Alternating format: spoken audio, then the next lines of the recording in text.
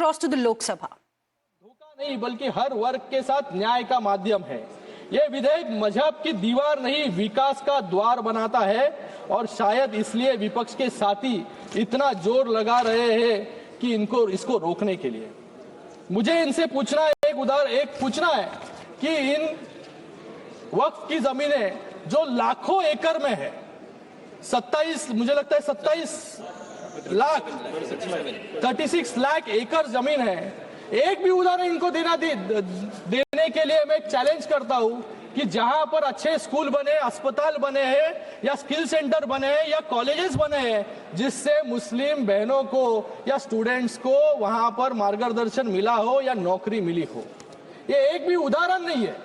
गए 5 सालों में वक्फ की जमीनें बढ़ती गई, डबल हो गई, लेकिन इनकम जो है कम होते गया। जैसे किरण रिजिजू ने यहां पर कहा कि सिर्फ इतने सालों में 163 करोड़ रुपए रेवेन्यू, इतने लाखों एकड़ जमीन से, मतलब भ्रष्टाचार जो है इन जमीनों पर इतने सालों तक चलते आ रहा था। वो भ्रष्टाचार कंट्रोल करने के लिए, ट्रांसपेरेंसी लाने के लिए आज ये बिल आया है, तो इनके पेट में जो है दर्द यहां पर हो रहा है। हसताय काय तुमच्यावरती लोक हसणार आता।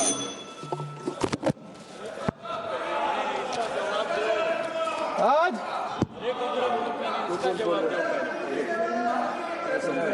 मैं यहां पर कुछ उदाहरण देना चाहूंगा।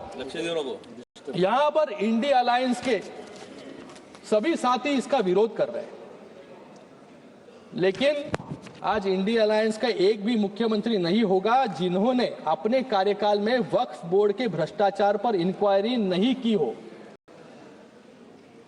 हमेशा ये अनकॉन्स्टिट्यूशनल वाक्य जो है यहां पर बोलते रहते हैं। मैं कुछ उदाहरण यहां पर देना चाहूंगा। 2011 में ये तृणमूल कांग्रेस की सरकार बंगाल में थी और कांग्रेस केंद्र सरकार में थी और ममता बनर्जी ने बंगाल में 1000 करोड़ के वक्फ घोटाले की सीबीआई जांच की मांग की थी।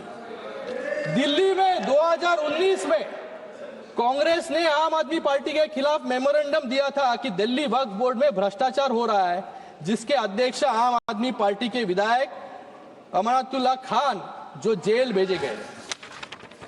उत्तर प्रदेश में भी समाजवादी पार्टी के शासन के दौरान अखिलेश यादव जी की सरकार में मंत्री रहे आजम खान ने वक्फ का मंत्री होते हुए, सही है ना भाई, सही है, बाहर आपसे तो बात किया मैंने, आपको पता है, वक्फ के मंत्री होते हुए खुल्लम खुल्ला लूट मचाई, सत्ता के संरक्षण में जबरन जमीनों को वक्फ संपत्ति घोषित करके अपनी निजी जागीर बनाने की कोशिश की।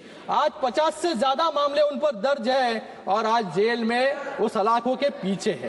कांग्रेस ने भी उनका विरोध किया था।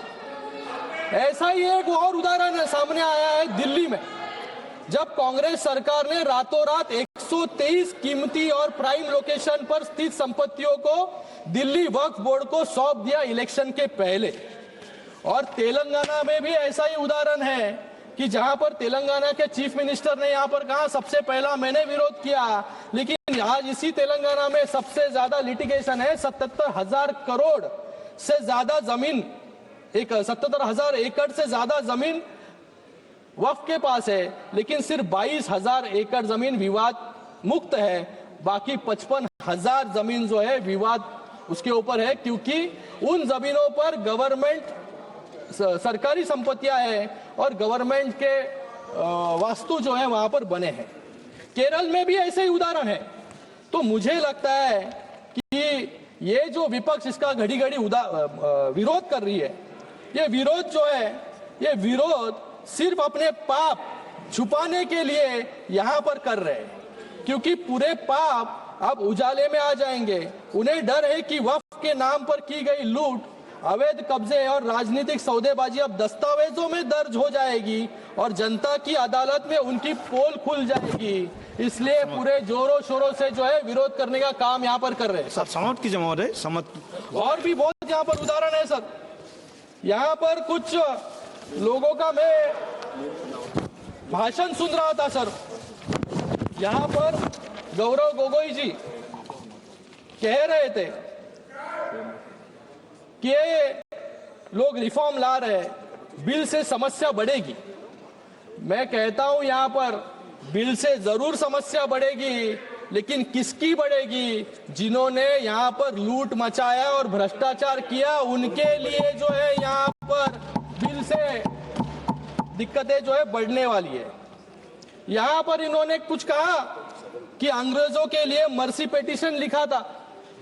मैं यहाँ पर यूबीटी वालों से पूछना चाहूंगा कि बाजू में बैठ के जिन्होंने सावरकर जी को गाली देने का काम किया, उनके ऊपर प्रश्न पूछने का हिम्मत इन पे नहीं है। लेकिन ये भूल गए अफजल गुरु के लिए किसने पिटीशन दायर की थी, किसने जो है अफजल गुरु को समाप्त कीजिए आप, प्लीज कंक्लूड। मैं यहाँ पर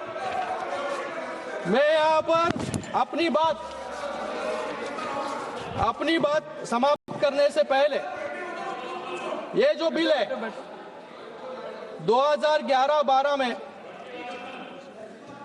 25% मुसलमान गरीब रेखा से नीचे थे। ये आंकड़ा सिर्फ एक संख्या नहीं बल्कि एक कड़वा सच है, जो दशकों से चली आ रही उपेक्षा और तुष्टीकरण की नीतियों का परिणाम है। वक्फ संशोधन विधेयक 2025 इस दिशा में एक क्रांतिकारी कदम है। यह बिल न तो किसी समुदाय के खिलाफ है, न ही किसी के धार्मिक भावनाओं को ठेस पहुंचाने के लिए। यह बिल पारदर्शिता लाने का वादा करता है। यह वक्फ संपत्तियों को अवैध कब्जों से मुक्त करने का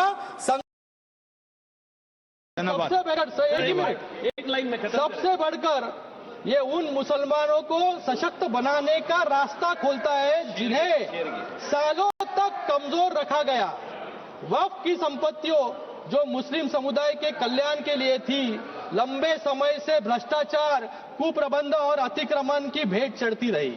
इस बिल के जरिए सरकार ये सुनिश्चित करना चाहती है कि इन संपत्तियों का सही इस्तेमाल हो, शिक्षा के लिए, रोजगार के लिए, गरीबी से जूझ रहे मुस्लिम भाई बहनों के उत्थान के लिए।